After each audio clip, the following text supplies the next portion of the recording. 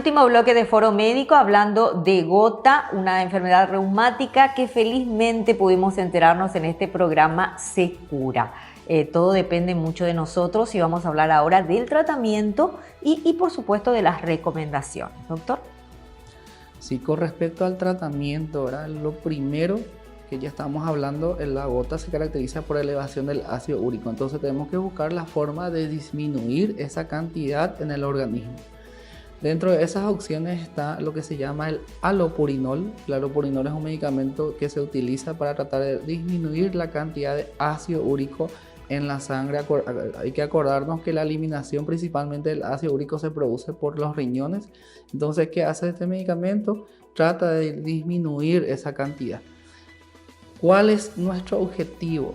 O sea, ¿cuánto es el valor de ácido úrico en sangre ideal para ese paciente? Tiene que ser un ácido úrico para que la gente conozca, sepa y que se fije como objetivo. Esa reprogramación es muy importante.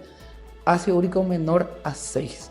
Si yo estoy haciendo las cosas bien, si el paciente con gota, que es un paciente un poquito complicado, se adhiere y hace las cosas en forma, ácido úrico menor a 6, eso significa que el paciente está haciendo todo en forma correcta. Hay veces inclusive que somos más exigentes, hasta 5. ¿Pero qué? ¿En qué momento? Cuando el paciente tiene problemas cardíacos, problemas renales. Entonces es muy importante siempre fijarnos en ese punto.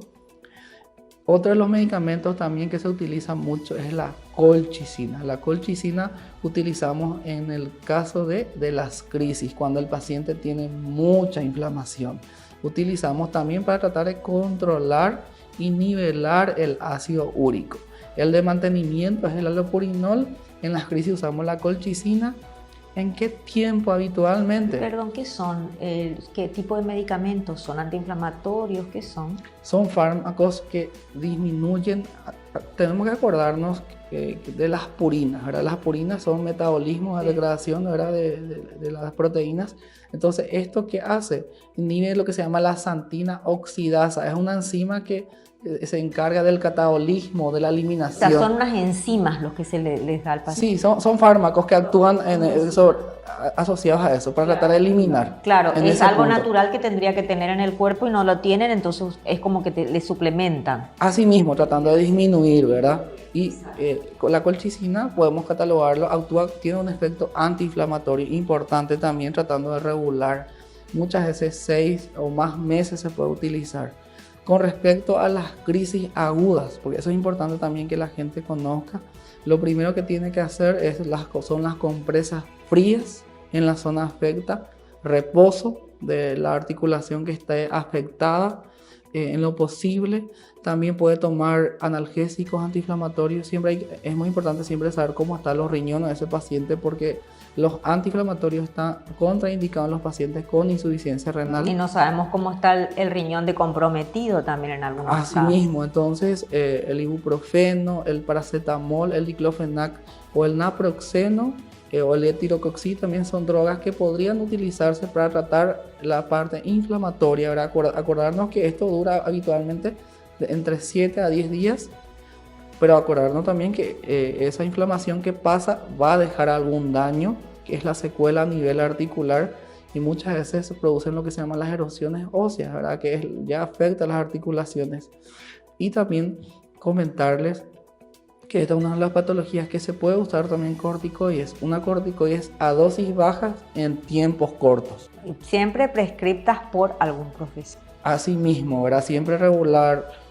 Hay que tener en cuenta también que muchos pacientes, lastimosamente, con esta patología son pacientes consumidores crónicos de corticoides por el dolor persistente. Entonces y no consultan también. Y no consultan. Ya van en casos muy complicados, ya llegan, ¿o no? Así mismo. Te cuento que gracias ahora a una regulación del ministerio, la venta y la medicación con corticoides tiene que ser ya prescrita, o sea, la receta así mismo tiene que ser prescrita por un médico. No es más de venta libre. Ya cambió, por suerte fue una lucha importante. Pero igualmente, doctor, hay muchos medicamentos que son antiinflamatorios que tienen en sus componentes corticoides y la gente no lee, y hay que leer siempre. Hay que leer, hay que saber, y hay que saber todas las consecuencias en estos programas que vinimos haciendo. tuvimos la oportunidad de hablar de todos los efectos malos que tiene corticoides, así como ayuda, puede tener muchas consecuencias malas si no es bien usado el corticoide. Hasta gotas de ojo, llegué a hacer programas con oftalmólogos que tienen también una dosis de corticoide y que pueden ocasionar graves daños, incluso gotas pediátricas, infantiles. O sea que siempre que vayamos a utilizar algo, nuestro cuerpo tiene que estar orientado y prescripto por un profesional. Eso es, siempre lo decimos en todos los programas de salud que me toca estar, porque la salud es única y una vez que empezamos a dañar el cuerpo, no hay marcha atrás, ¿no?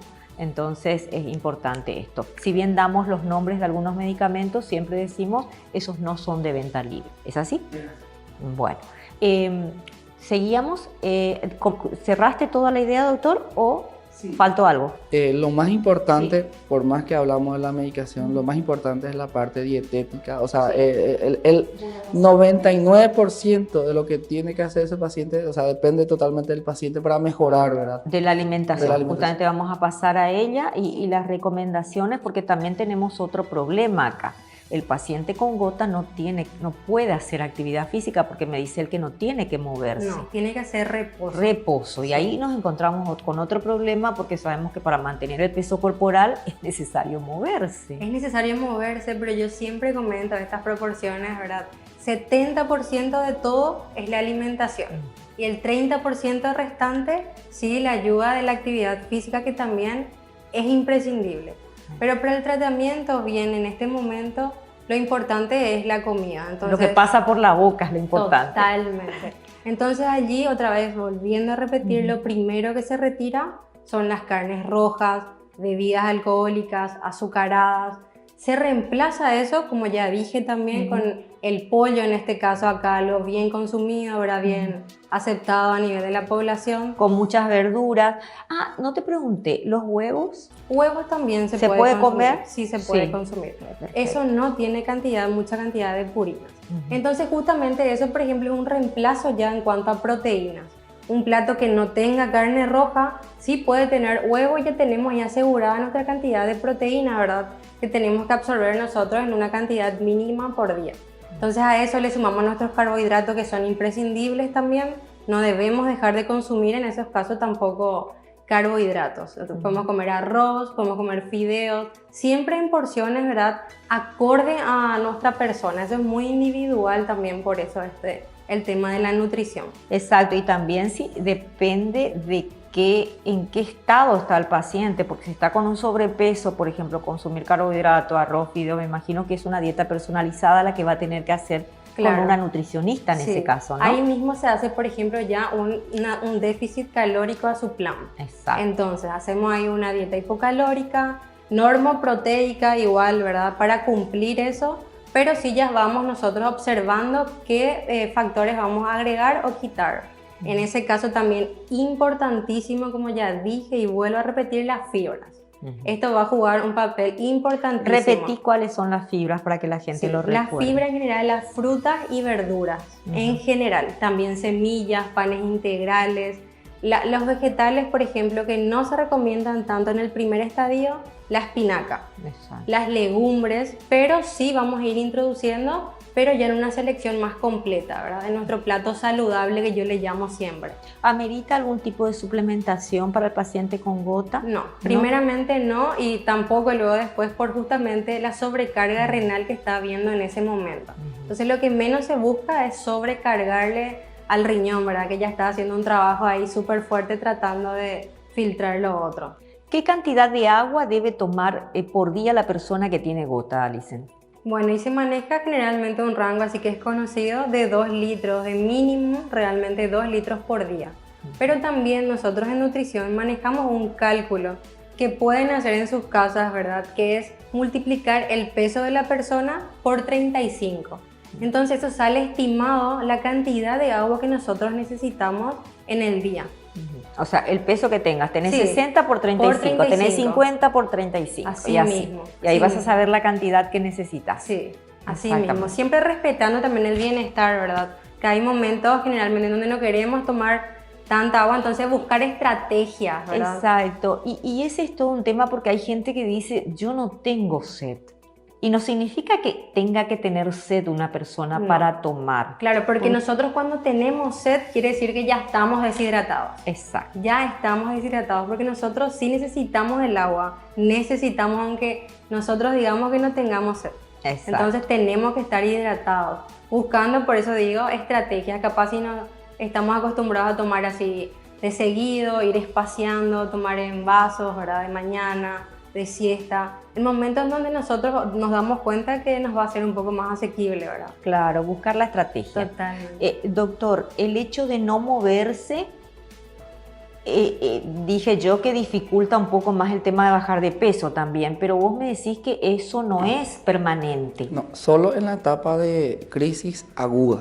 Cuando el paciente ya tiene la movilidad, hay que acordarse también que va a tener deformidades, pero cuando recupera esa movilidad ya puede hacer una actividad física según la capacidad que tenga el paciente, ahora sí, pero de acuerdo a la capacidad. Perfecto. En cuanto al vendaje, hay gente que suele vendarse, ¿eso es negativo, es positivo?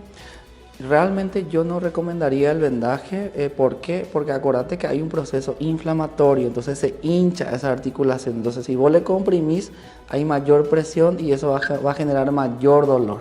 En lo posible no, de hecho que inclusive solo una sábana le toca al paciente ya le hace mal, entonces porque la piel está ya comprometida también, hay mucha ¿no? sensibilidad, entonces no es recomendable el vendaje, sí compresa fría, en sí se puede, y reposar en lo posible en el momento agudo de la crisis.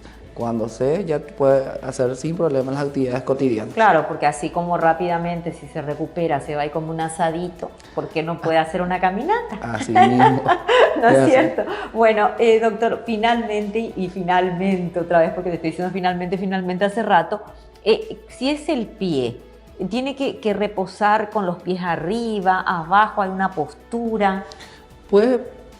Habitualmente lo que más recomendamos nosotros es una almohada debajo del pie, una pequeña elevación, así mismo, y las compresas, y con eso realmente ya es suficiente, porque hay que acordarnos que esto muchas veces es autolimitado, entonces puede mejorar en un transcurso de 5 a 7 días o inclusive antes con el tratamiento.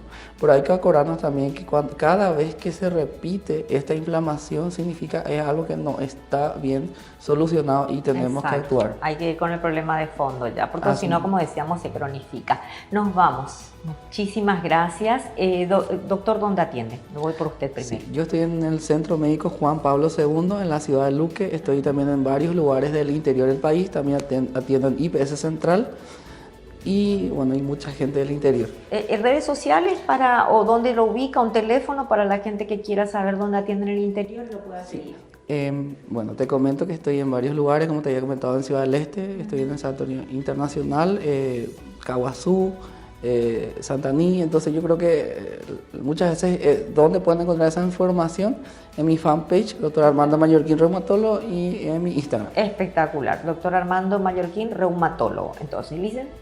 Yo estoy atendiendo en la ciudad de Luque, yo soy de Luque, estoy en clínica... Somos todos de Luque, ¿Sí? Yo también soy de Luque, así que sí. Estoy en la clínica Sagrada Familia los lunes y miércoles y viernes, y estoy en San Martín de Porres por agendamiento.